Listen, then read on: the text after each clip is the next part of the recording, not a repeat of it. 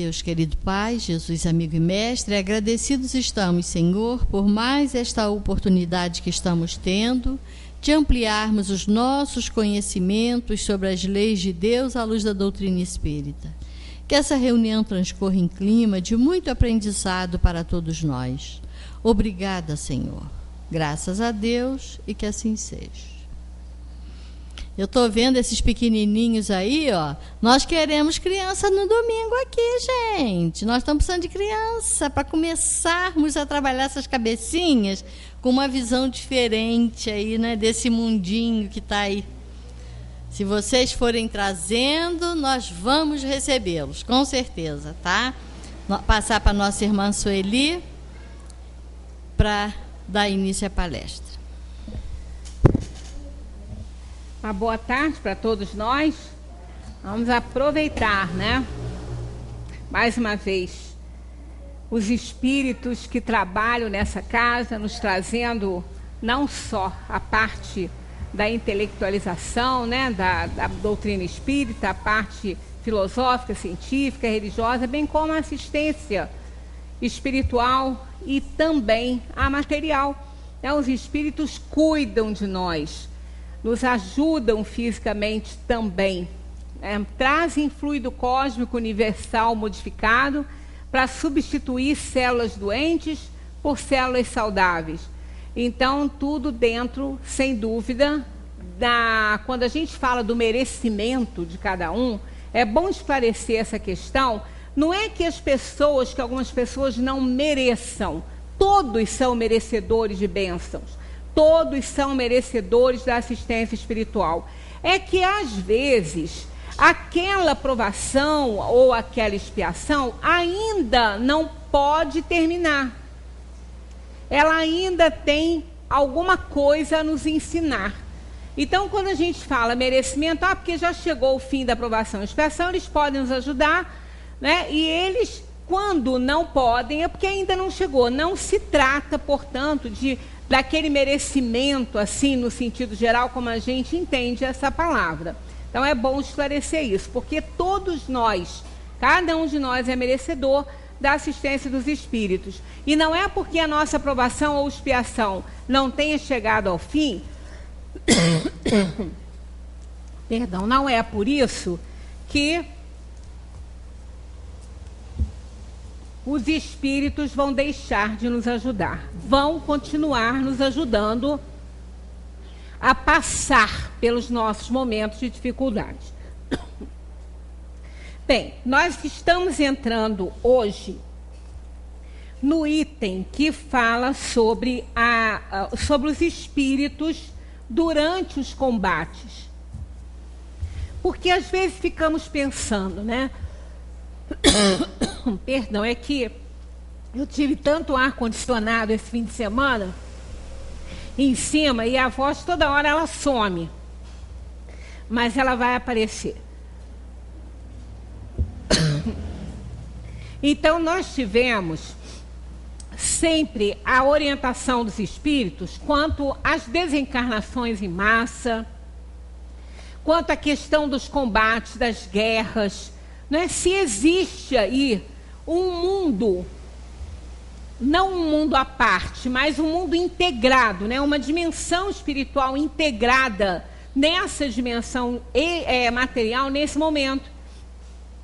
No momento das batalhas, das lutas, o que acontece, né? Se esses espíritos que estão ali atuando, né, encarnados numa guerra, se eles recebem ou não a influenciação dos espíritos. Então, Kardec pergunta: numa batalha, há espíritos que a assistem e que amparam cada uma das forças em luta? Bem, pelo que a gente vem aprendendo até agora, a gente sempre gosta de fazer assim, um feedbackzinho para as coisas que a gente já aprendeu, que nós já recebemos de orientação dos espíritos sobre isso, até para ficar trazendo realmente ao nosso nível de pensamento, conhecimento, lembrança, os conceitos que a gente já estudou. Se nós estamos aprendendo esse tempo todo que nós nunca estamos livres da influenciação dos espíritos, que estamos sempre sob uma nuvem de testemunhas, né, que são os espíritos desencarnados, que a influência deles em nós, ela acontece por conta da sintonia do nosso pensamento. Será que nesse momento não existe a atuação dos espíritos, como Kardec perguntou? Há espíritos que assistem e que amparam cada uma das forças em luta? Né? Claro que sim. Né? Então eles respondem sim, e que estimulam a sua coragem. Então são espíritos que têm interesses particulares. Porque na hora que a gente lê essa questão aqui e vê essa resposta dos espíritos, a gente fica pensando muito nessa questão, mas é uma luta, né? É uma guerra, cada um desenvolvendo suas atividades em defesa dos seus pensamentos, dos seus ideais, daquilo que consideram ser certo, né, na cabeça de cada um, para suas verdades, e pode ser, é claro, que a verdade de um lado não esteja de acordo com a verdade de Deus, com a verdade universal. Então, como que fica isso, né? Nessa resposta, Kardec faz um comentário dizendo que assim os antigos nos representavam os deuses tomando partido por este ou aquele povo. Esses deuses nada mais eram do que os espíritos representados por figuras alegóricas. Aí Kardec pergunta aquilo que nesse momento todo mundo gostaria de perguntar sobre a questão do lado justo, né, da verdade. Então ele pergunta assim: numa guerra, a justiça está sempre de um lado. Como os espíritos tomam partido, então, a favor do errado? Mais uma vez, a gente já sabe essa resposta aqui, pelo que a gente vem estudando.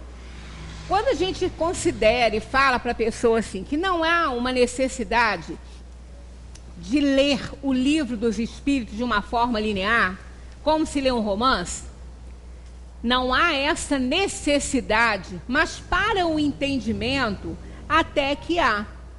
Para quem está estudando, para quem quer consultar, não. Ah, eu quero saber sobre reencarnação. Então abre lá o índice, vai lá na parte de reencarnação, consulta lá. Ah, eu quero saber sobre justiça divina. E vai mais lá para frente, né, do livro, que é o último capítulo, é dedicado a isso. Mas para estudo é importante que vá se seguindo, fazendo o que a gente faz aqui. Um estudo sistemático, caminhando questão por questão. Porque não foi por acaso que Kardec começou com aquela pergunta sobre o que é Deus. Ele não pergunta quem, para não personificar, ele pergunta o que é, né, Deus. E ali ele começa com a questão do espírito, da alma, dos elementos gerais do universo. Então são quesitos importantes para o conhecimento das outras questões que vão chegar. Então, à medida que a gente vai estudando, vai caminhando desde o início do livro, nós vamos sendo capazes de responder as perguntas que Kardec vai fazendo, pelo tanto que a gente já estudou e já aprendeu antes dessas, né? Então, essa questão da verdade, da justiça, então os espíritos tomam partido a favor do errado. Então, o que a gente pode deduzir disso? Se é a sintonia do pensamento que aproxima os espíritos de nós, que dá oportunidade para a influenciação espiritual, até que ela se torne obsessão e aí caminha para coisas mais sérias, né? Se depende da sintonia do pensamento, cada grupo vai receber a influência dos espíritos que estiverem sintonizados com eles.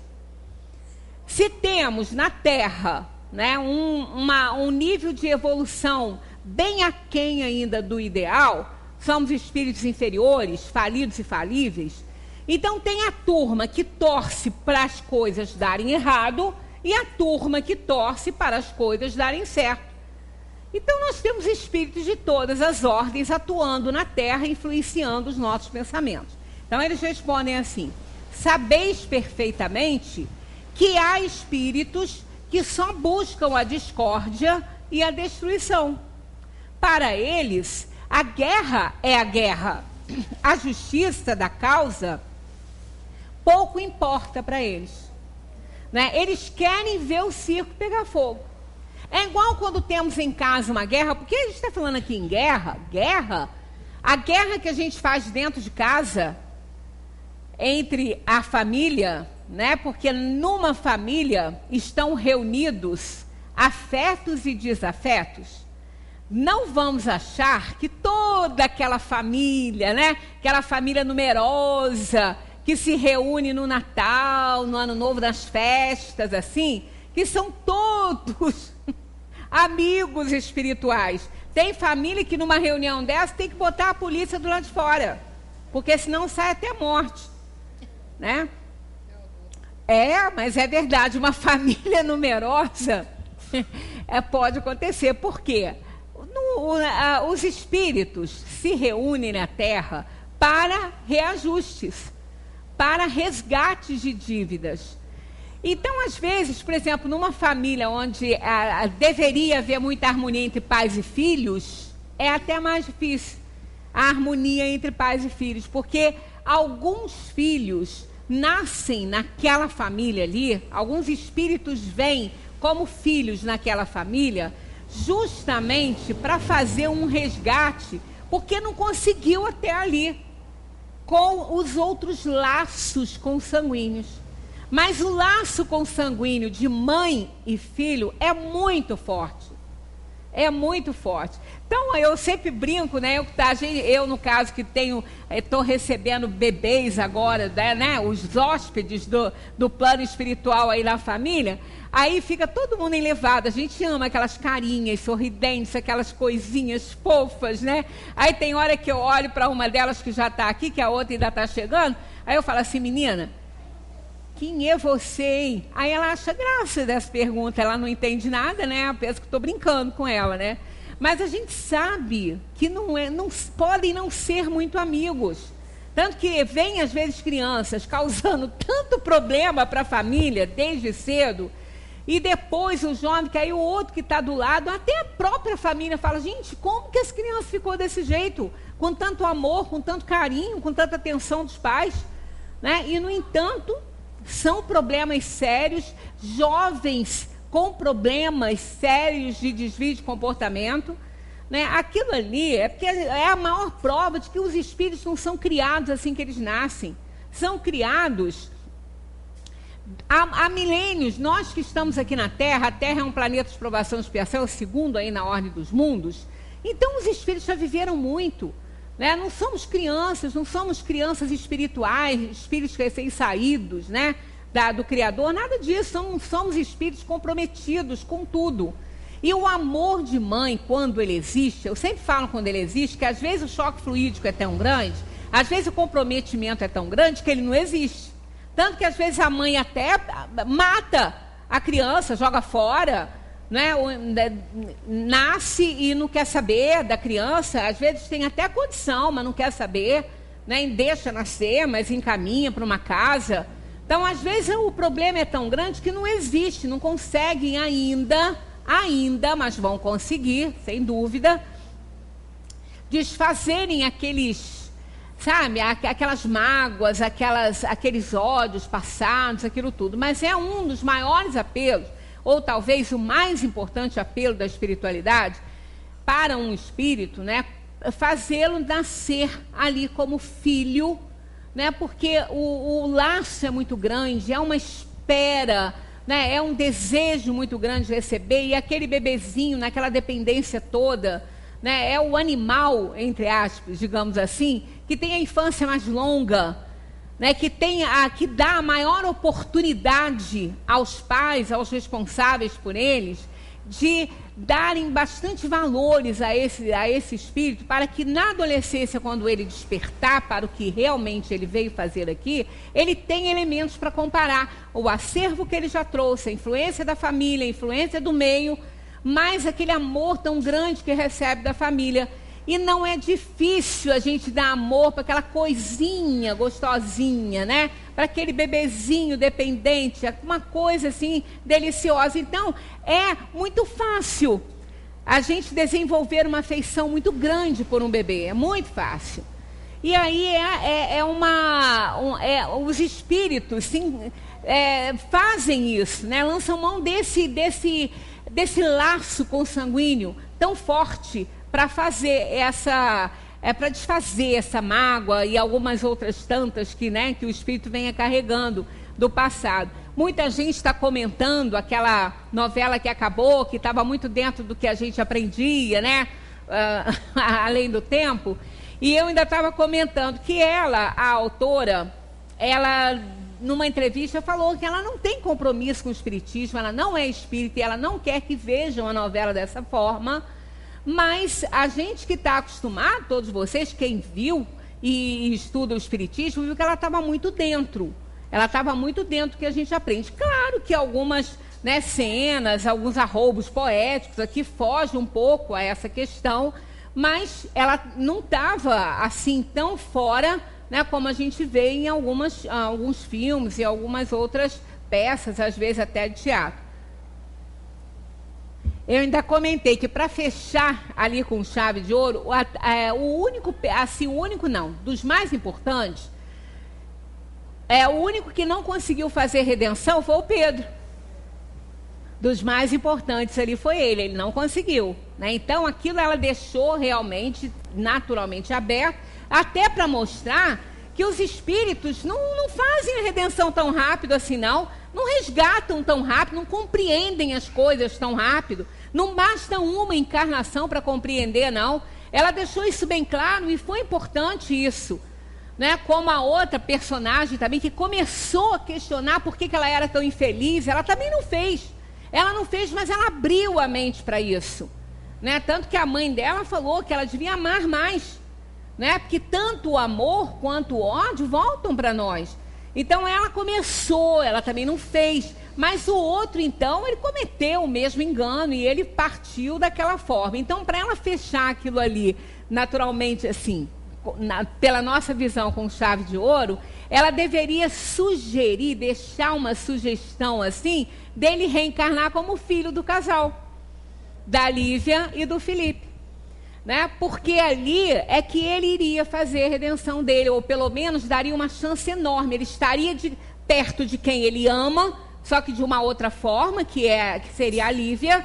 Ele resgataria com o Felipe, que foi quem ele passou a odiar, por conta do amor da vida dele, em outras também, Então ele viria como filho para fazer a transformação daquele amor ali tão condicionado à materialidade num amor incondicional de filho para mãe.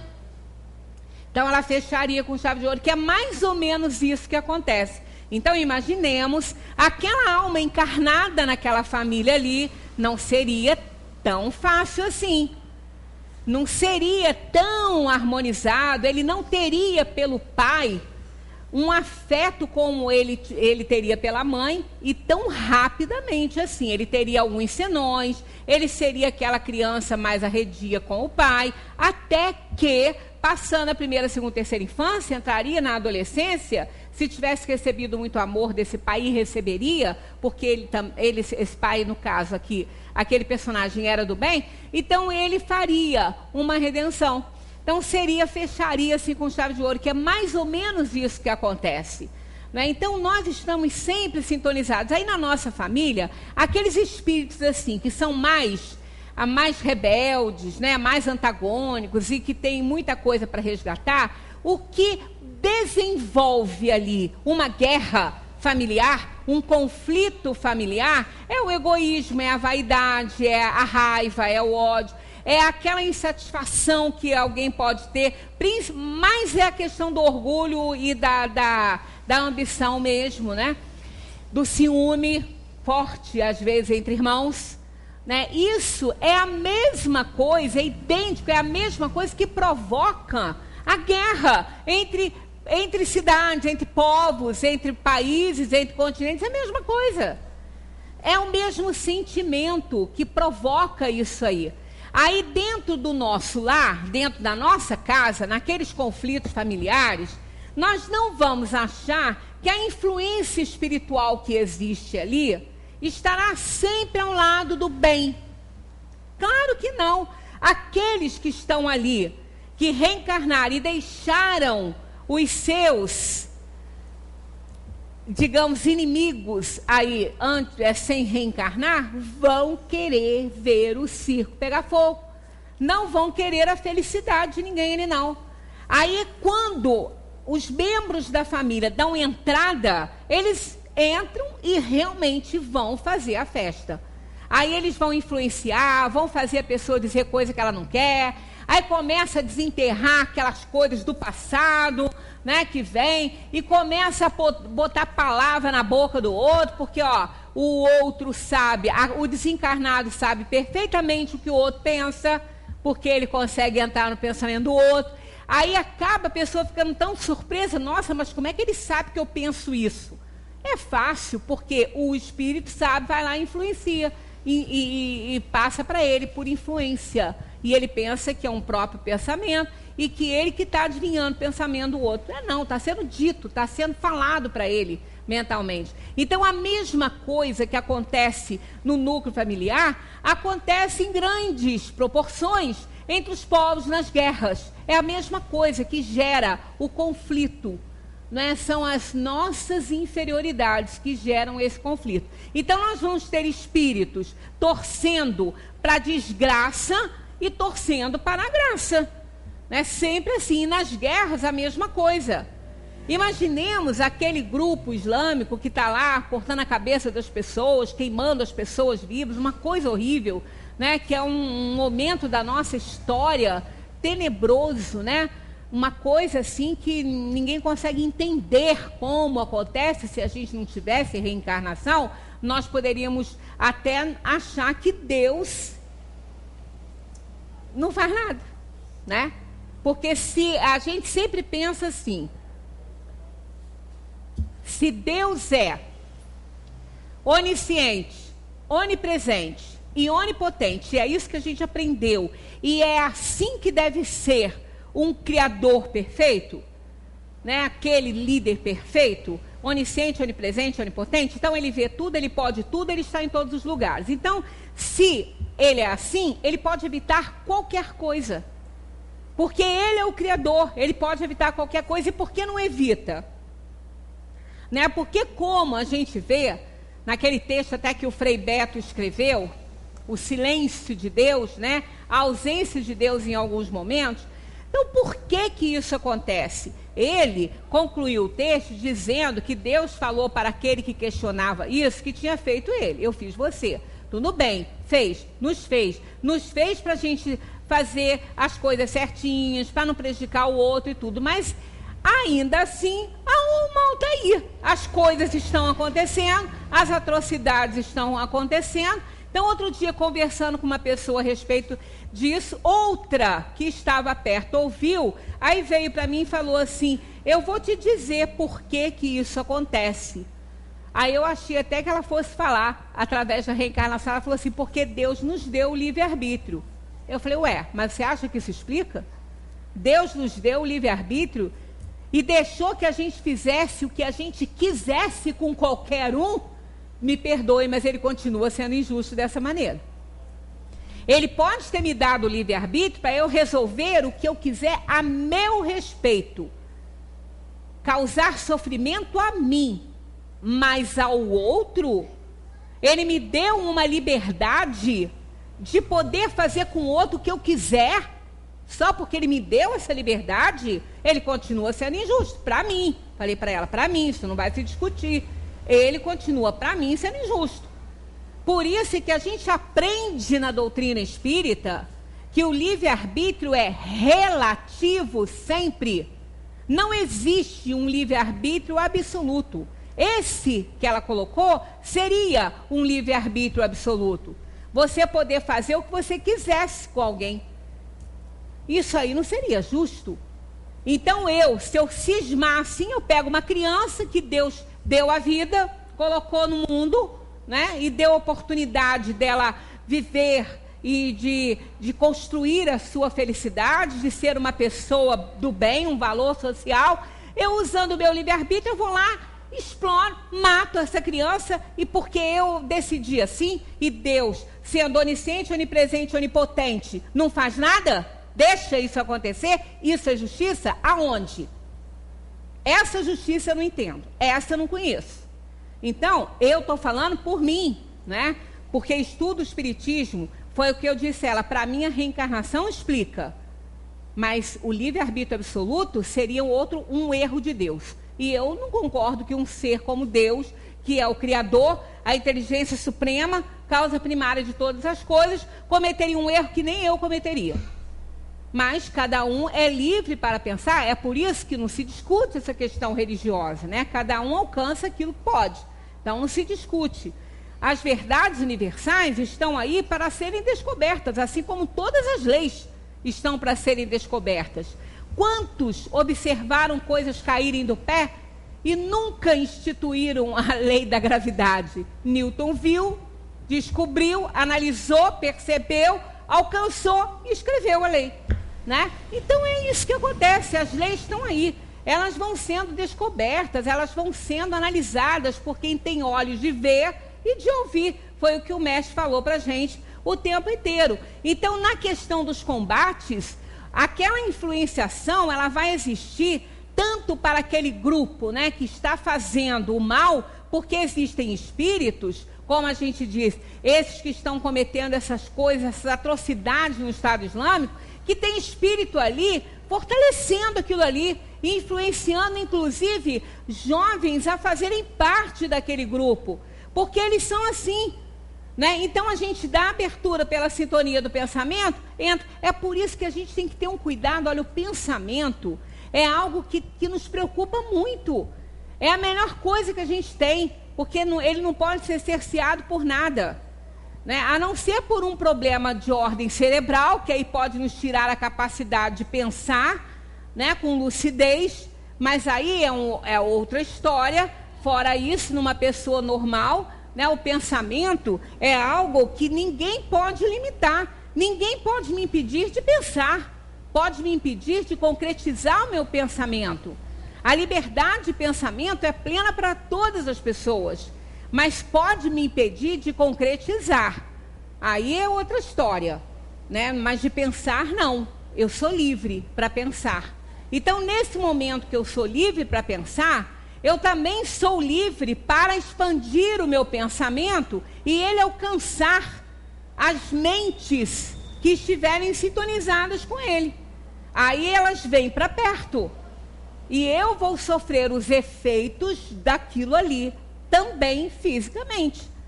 Por isso é que a gente tem que ter uma responsabilidade muito grande ao pensar, porque é através do pensamento que tudo isso acontece, né? Que os espíritos nos acham aqui na Terra e nos influenciam a trabalhar desta ou daquela forma. Então, Kardec pergunta, quer dizer, vamos ler de novo essa questão, que ela é muito importante. Numa guerra, a justiça está sempre de um lado. Como os espíritos tomam partido a favor do errado? Resposta dos espíritos: sabeis perfeitamente que há espíritos que só buscam a discórdia e a destruição. Para eles, a guerra é a guerra, a justiça da causa pouco lhes importa. Assim como muitas vezes dentro de um conflito familiar, aqueles espíritos que estão ali fazendo os outros falarem o que não querem, insuflando pensamentos ruins, às vezes não tem nem nada a ver com o grupo, querem ver a coisa dar errado. Eles se sentem bem com isso. Na 543, Kardec pergunta: certos espíritos podem influenciar o general na concepção dos seus planos de campanha? A gente também já sabe a resposta, até por conta das outras que estão ali antecedendo, né? Eles dizem que sim, sem nenhuma dúvida. Os espíritos podem influenciá-lo nesse sentido, como em todas as concepções, em todas. Nós tivemos vários casos na história, né? Mas um muito evidente, muito que ficou muito forte na história, o caso de Joana d'Arc. Porque como uma criança, uma jovem de 16 anos, poderia liderar uma guerra? Como uma jovem de 16 anos seria aceita para isso? Porque foi com 16 anos. Ela morreu com 20. Ela morreu 4 anos depois. Foi com 16 anos que ela pediu, que ela procurou, que ela recebeu, segundo ela recebia mensagens de 3 espíritos: Catarina, Margarida e Miguel Arcanjo. Ela recebia, segundo ela, mensagens desses 3 espíritos. E eles sempre falavam para ela que ela tinha que procurar o exército, que ela tinha que entrar para o exército, porque ela tinha uma tarefa muito importante de libertar a França dos ingleses. E ela, quando ela era bem mais jovem, ela viu a família morrer pelos ingleses, né? Por conta dos ingleses. Então ela sofreu esse trauma psicológico. Então eles falaram que ela tinha que procurar um exército e ela tinha que se integrar. Então ela cortou o cabelo, se vestiu de homem, como se ela fosse um rapaz, se integrou no exército. E ela então depois, quando ela começou a dar muito certo, porque eles falavam o que ela tinha que fazer. Eles ditavam para ela, as manobras de guerra eram ditadas para ela, segundo ela, por esses 3 espíritos. E eles mandaram que ela procurasse o príncipe Carlos II, porque o primeiro tinha morrido, outro estava no lugar de uma outra região da França ali, que estava na mão dos ingleses, e que o verdadeiro rei tinha que ser coroado, que era Carlos II. O primeiro tinha morrido. Então, que ela tinha que lutar por isso. Essa era a tarefa dela. E que ela procurasse o príncipe e dissesse a ele tudo que ela tinha recebido das visões e das vozes que ela ouvia. E ela foi. Conseguiu uma entrevista com o príncipe acreditou nela, gostou da situação, achou que a estratégia era importante e deu a ela plenos poderes. Então, é como se ela tivesse se tornado um general ali. Né? Então, muito jovem, muito novinha. Então, nesses 4 anos, ela conseguiu libertar a França dos ingleses. Ela conseguiu a coroação de Carlos II. Ele se tornou imperador, ele se tornou o chefe como tinha que ser. Ela está presente, ela está presente perto dele, nas fotos, nas pinturas da coroação. E pouco depois, numa batalha perto de Paris, ela é presa, né? Ela é ferida e ela é presa, e ela é vendida para os ingleses, porque aquilo ali foi um complô dentro da própria França, porque ela começou a incomodar aqueles outros que se achavam muito mais importantes do que ela e não tinham a confiança do rei como ela tinha. Né? E então ela acabou sendo vítima disso tudo. Aí entra a história. E o silêncio de Deus aí dos 3 espíritos que mandaram ela para lá. O que aconteceu? Aconteceu que eles a protegeram até a tarefa que ela tinha que cumprir. Qual era a tarefa dela? Coroar o príncipe. A tarefa dela terminou ali. Então ela retornaria ao plano espiritual, porque a missão dela foi essa. Ela não tinha mais que ficar, aquilo ali era por conta deles agora, da ação deles. A tarefa dela estava cumprida, começou aos 16, aos 16 não, que bem mais nova ela já ouvia vozes. Mas a missão dela mesmo na França começou com 16 e acabou com 20. E ela morreu queimada, e segundo conta a história, foi tranquila a morte de Joana d'Arc na fogueira. Então é aquela história, né? A gente, onde que estava Deus, onde estavam os espíritos que a mandaram para a guerra e que culminaria com isso? Ali com ela, ajudando aquela criatura no suplício. Ela estava resgatando um passado dela, né? Ela estava se redimindo diante de Deus, cumprindo a tarefa dela, e foi exatamente isso que ela fez. Então, se não existisse reencarnação e resgate de dívidas, Deus seria extremamente injusto de deixar aquela pessoa ser morta daquela maneira depois de tudo que ela fez, né? Por conta, inclusive, dos bandos, realmente, dos espíritos encarregados disso, que segundo ela era Catarina, Margarida e São Miguel Arcanjo. E depois ela foi coroada, né? Parece, não sei se foram 20 anos depois, eu só sei que um tempo depois ela foi declarada, ela foi canonizada. Santa, a igreja reconheceu, porque foi a própria igreja que na época queria que ela fosse julgada pela Inquisição, né? Então foi a própria igreja. Então a gente vê aí que se nós formos pensar em unicidade de existência e o livre-arbítrio provocando as atrocidades do mundo, a gente cai na mesma questão. Deus, nesse caso, seria injusto nos dar liberdade plena. A liberdade está atrelada à responsabilidade, ao conhecimento e à sabedoria. Se não tem isso reunido, não pode ter liberdade. Então, o livre-arbítrio tem sempre que ser relativo e nunca absoluto. Continuando aqui, a nossa história aqui.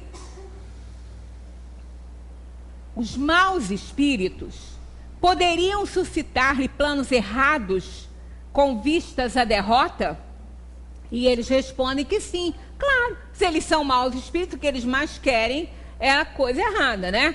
Então, sem dúvida, eles dizem assim, sim, mas não tem ele o seu livre-arbítrio?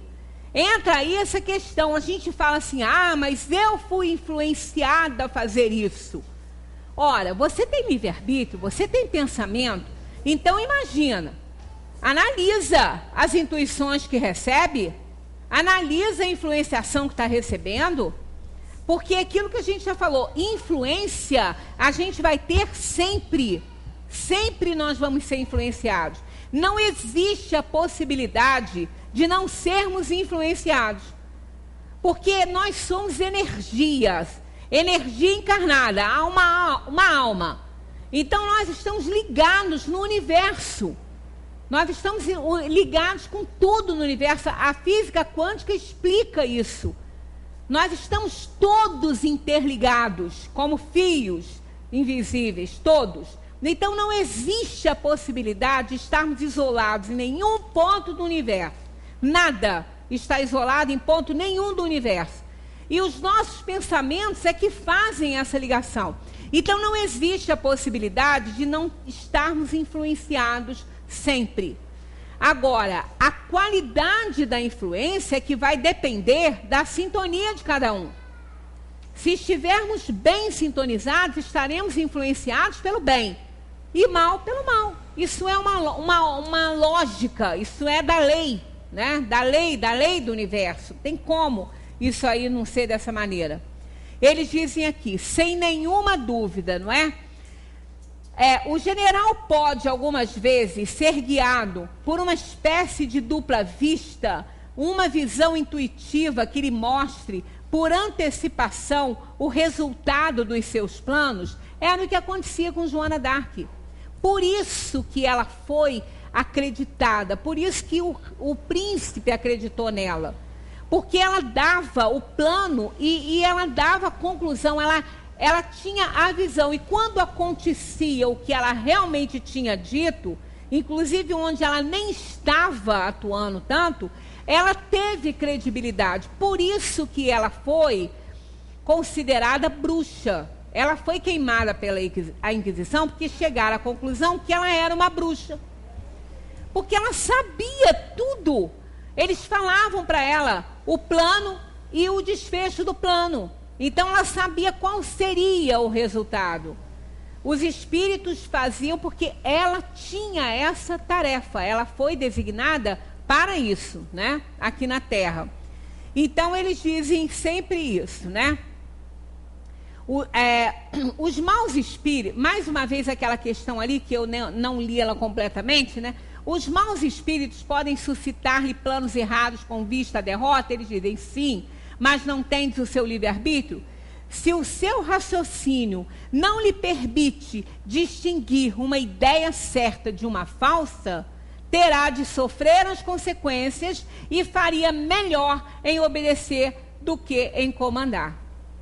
né? Então, os espíritos, mesmo aqueles bem intencionados, por exemplo, as pessoas, às vezes, têm uma visão errada, né, de algumas situações. Nós que estamos aqui, né, como o Flavinho dizia, metido de besta, falando, trabalhando em reunião mediúnica, né? Às vezes as pessoas pensam que nós estamos muito protegidos da influência inferior, né, da ação dos maus espíritos. De jeito nenhum. Nós estamos até mais expostos. Por quê? Conhecemos. Aquele que conhece sabe escolher melhor. Isso é assim em todos os setores, né? Então, nós que estamos conhecendo isso aqui, e sabemos como funciona, nós temos melhores condições de avaliar a situação, de ver que a influência não é boa. Olha, estamos aprendendo, estamos lidando com o espiritismo, estamos sabendo como os espíritos agem, que influenciam as pessoas. Por exemplo, esse trabalho aqui é um trabalho bacana que é feito nessa casa, como em todas as casas espíritas, de libertação, de educação, de informação, né, de tudo de bom. É tudo de bom. Aqui a gente aprende como a gente pode reagir contra a influência dos espíritos inferiores, como fazer, né, como agir, como consertar, como remediar depois a situação. Mais importante, como prevenir, fazer uma medicina preventiva espiritual. O Yandolin é um médico espírita que ele costuma muito falar que os centros espíritas, Décio Yandolin o nome dele, ele diz que os centros espíritas fazem medicina de ponta, que ele nunca viu medicina mais avançada do que a medicina que se faz nos centros espíritas, porque ela é uma medicina totalmente preventiva, em todos os setores, física e espiritualmente. Então, no centro espírita, essa reunião, que é a reunião mais importante da casa, né, porque de todas as casas, é a reunião de divulgação, é a reunião que a gente aprende o espiritismo. Nessa reunião, nós tomamos conhecimento dos conceitos, estudamos juntos, né, e os espíritos ajudam a raciocinar, a pensar. Então, aqui a gente aprende que nós somos capazes de avaliar uma influência, se ela é boa ou se ela é ruim, né, a entender a ação dos espíritos. Então, aí, a gente pergunta, acha que os espíritos inferiores vão dar mole? Mas não vão mesmo. Vão atacar cada um que trabalha nesse setor. Vão atacar feio e vão pegar pesado. Não pegam leve, não. Pegam leve com vocês. Mas com a gente que está aqui se metendo de besta, atrapalhando a vida deles, a atuação deles, eles pegam pesado. Né? Eu, às vezes, brinco e falo, meu Deus, eu acho que eu não devia ter entrado nessa. Porque eu não posso dar um passo em falso, um deslize, que a consequência é braba, é pesada, né? Então eles atacam porque eles não querem, eles querem acabar com a gente de qualquer forma, eles querem nos derrubar de qualquer forma. Mas então não é vantagem? Claro que é. Nos obriga a domar nossas tendências inferiores, né? Nos obriga a frear nossos impulsos inferiores. Tem hora que eu morro de vontade de arrancar o crachá de espírito, enfiar dentro de uma gaveta e não abrir, passar uma chave e não abrir mais, né? Mas eu não sou boba de fazer uma coisa dessa, porque nós estamos submetidos à lei do progresso. Eu vou querer ficar estagnada para o resto da minha vida? Claro que não. Então, ainda que doa, eu quero aprender. Ainda que eu tenha que fazer um serãozinho, eu quero terminar meu trabalho, eu quero aprender o que é certo. Olha, se a gente vai para uma cozinha fazer uma receita de bolo e aquilo não dá certo, a gente não pode largar para lá, tem que encontrar o erro. Aonde que está o erro aqui? Vamos achar. Então a gente fica toda a vida ali tentando. Embora aquela pessoa, larga isso para lá, fulano, deixa isso para lá, pega outra. Essas são as influências. Por exemplo, eu vou falar, ô corvo, sai, vai para lá, vai voar para outra cozinha. Eu vou descobrir o defeito disso aqui. Então, eu sei o que é melhor, eu sei o que eu devo fazer, então que eu faça. Então, nesse sentido, o livre-arbítrio, ele funciona perfeitamente. Eu garanto que ninguém aqui que for convidado para fazer um assalto vai fazer. Sabe que está errado, que não está certo, que é uma transgressão à lei. Tem o quê? Livre-arbítrio de saber que aquele convite, que aquela influência daquela pessoa não é boa. Ora, alguém que fica na nossa casa, se dizendo nosso amigo, e o tempo todo fica ali lançando umas fagulhazinhas para que a gente tenha desconfiança de certas pessoas, ou para que a gente faça alguma coisinha que o resultado não é bom, e a gente está vendo isso e não faz por quê? Porque tem livre-arbítrio e capacidade para analisar que aquela influência é ruim. Não precisa cortar relações com a pessoa nem brigar, mas fica de prontidão. Fique atento para analisar muito bem as sugestões, que já viu que não são boas. Então, isso é o quê? É o livre-arbítrio. Então, se um general, numa guerra, ele recebe uma influência, como Joana d'Arc, no caso, recebia, e está vendo que aquilo ali não vai dar certo pelos próprios conhecimentos que tem, ele não vai fazer. Ele vai rever a situação e rever os seus planos e as suas estratégias de guerra. Que aquilo ali ele sabe com o conhecimento que ele tem que não dá certo.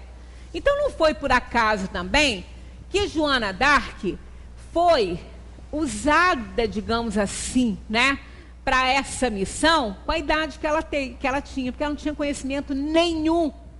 Ela não tinha como, com o conhecimento dela, influenciar em nada. Então ela estava aquela folha em branco que aqueles 3 espíritos encarregados do trabalho escreveram e que tinha que ser assim. Então ela não tinha condição, ela não tinha conhecimento de nada. Ela era uma jovem de 16 anos, que não sabia nada, absolutamente nada. Então ela ajudava a família. Então ela estava ali, então, aquele espírito encarnado que, por conta de outras vidas, deveria ter muito conhecimento disso, porque ela não deveria ser leiga, mas na atual encarnação era. Então ela teve credibilidade exatamente por isso, que ela não tinha o menor envolvimento com nada. E, no entanto, o que ela dizia estava certo. Aí eles acreditaram nela. Então nós somos sempre livres de rejeitar uma influência sempre que a gente considera que aquilo ali não é uma boa influência.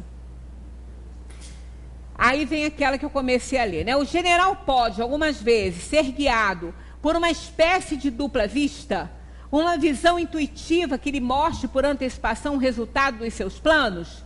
Aí eles respondem assim: é frequentemente o que acontece com o homem de gênio. E o que ele chama inspiração, e lhe permite agir com uma espécie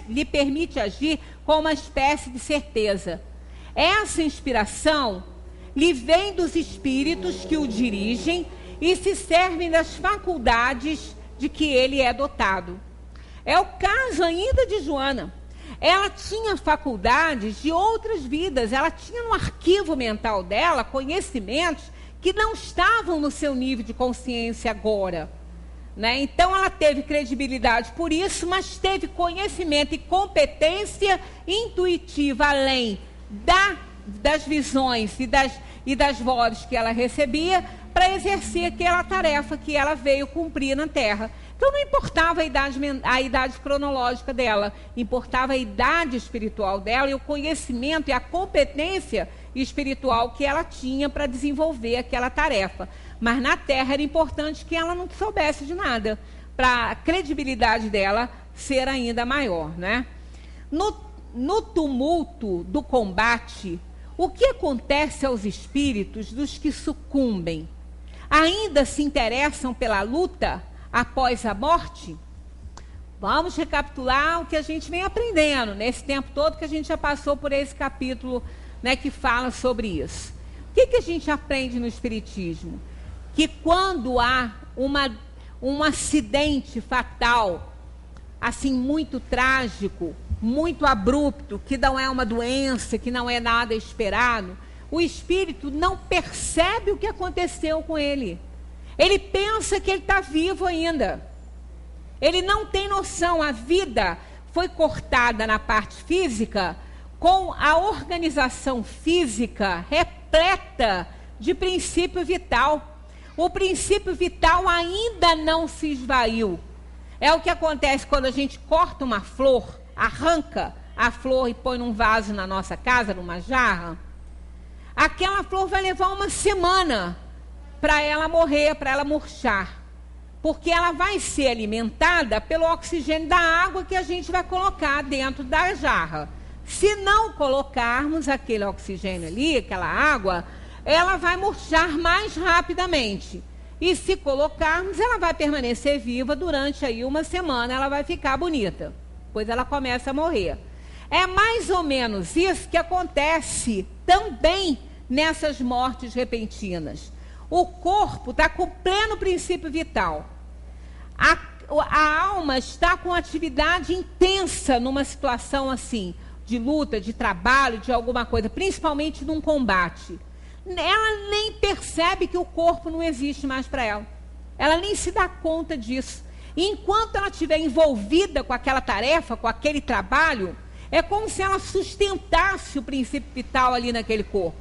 Não tem mais ligação, não tem mais perispírito acionando filamentos nervosos e nada. Não há vida mais no corpo, não há vida. Mas ela está em plena atividade que ela não entendeu ainda. Não entendeu. Lembra do filme O Sexto Sentido? Que quando ele se deu conta, aí que ele ouviu o tiro, que ele se viu deitado na cama, olha quanta coisa se passou para ele. Não foi, aí aquele filme também mostrou um detalhe muito importante que a gente sempre fala aqui, que é o tempo da Terra e a eternidade. Ele entrou na eternidade quando ele levou o tiro que o corpo morreu. Ele entrou na eternidade.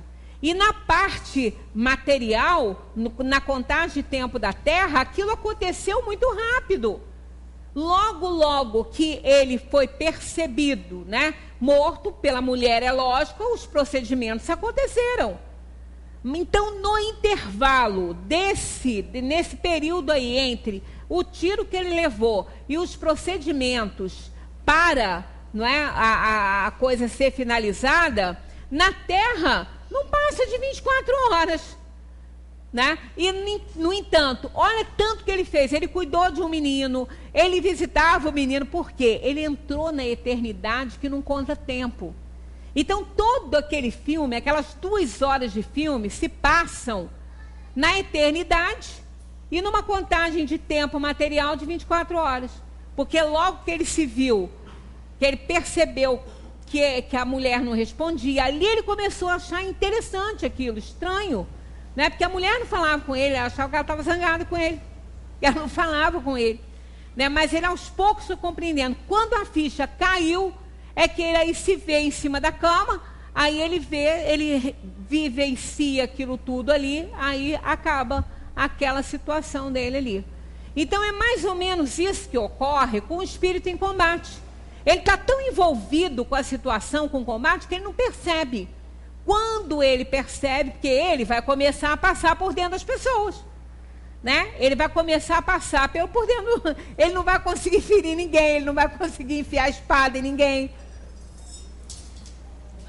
Porque aquilo ali está, né? Ele não tem mais essa condição. Aí ele vai começar a achar aquilo estranho. Ninguém vai vê-lo, ninguém vai falar com ele. Aí ele começa a pensar no que está acontecendo. Aí sim, ele vê o próprio corpo. Aí ele começa a gravitar, logicamente, em torno do corpo. E dali ele toma o rumo para a sintonia do pensamento dele, para onde ele estiver se projetando. Cada um vai para um canto. Então essa questão, como eu falei, mortes num avião, né, mortes coletivas, um avião que cai, um navio que afunda, não necessariamente ficam todos juntos. A partir do momento que ele se vê fora do corpo, ele se projeta para onde a mente dele está sintonizada e não fica junto. Então não quer dizer, né, que aquela pessoa que desencarna junto com a outra vai ficar junto. Não vai. Pode até acontecer se forem ligados afetivamente durante algum tempo, mas normalmente isso não acontece, né? Então a gente vai deixar para a semana que vem, que a gente já está ali com o nosso horário avançado, a questão, não é? 546, que exatamente é essa que a gente acabou de comentar, mas eu vou só comentar o Kardec aqui, que eles dizem assim, ó, para essa resposta, eles falam assim, então, no tumulto do combate que acontece aos espíritos dos que sucumbem, ainda se interessam pela vida após a morte? Eles dizem, alguns continuam a se interessar e outros se afastam. Kardec comenta assim, ó, nos combates acontece o mesmo que se verifica em todos os casos de morte violenta. No primeiro momento, o espírito fica surpreso e como aturdido, não acreditando que está morto. Parece-lhe ainda tomar parte da ação. Não é senão pouco a pouco que a realidade se lhe impõe. E assim que a realidade se impõe para ele, ele então se afasta. Questão 547, para a semana que vem, dever de casa. Né?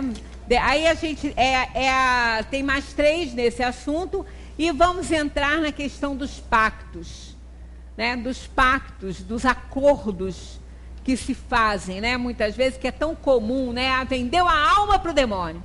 Isso é possível?